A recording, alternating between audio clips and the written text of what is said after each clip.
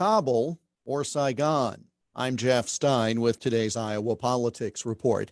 Whether we should ever have gotten into a conflict in Afghanistan or whether we should have left even sooner, neither is really germane to the conversation right now. The fact is that whatever plan this country had in place was undeniably a failure.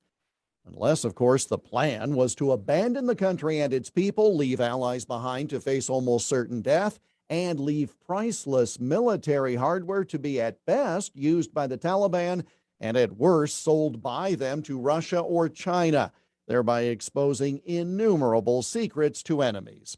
Now, before you think this is a predictable right-wing talking point comparing the fall of Kabul to the fall of Saigon 46 years ago, I first saw the comparison drawn by Politico early Friday morning. Politico, no friend to the political right, flatly stated that Kabul would be Joe Biden's Saigon.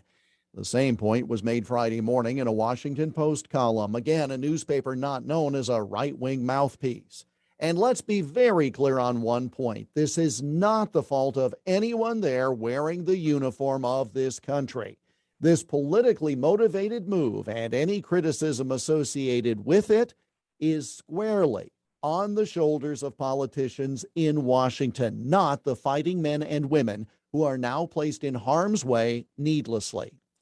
It was either policy that turned out to be tragically bad, based solely on optics of not having U.S. troops in Afghanistan when the 20th anniversary of 9/11 comes up next month. Either that or those who pushed the early withdrawal plan had such flawed intelligence that something they conceded might happen within 90 days actually happened within 72 hours.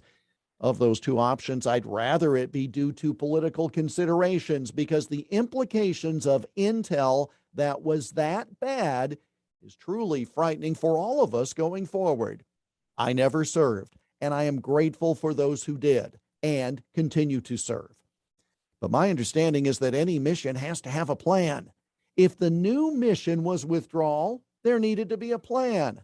Hard to believe that the plan included hurrying people to a helicopter to get out of town before true insurgents were at the door of an embassy, because that's a scene we already saw one too many times. And that's the Iowa Politics Report for Monday, August 16 on Twitter, Instagram, Getter, and Parler at Iowa Politics.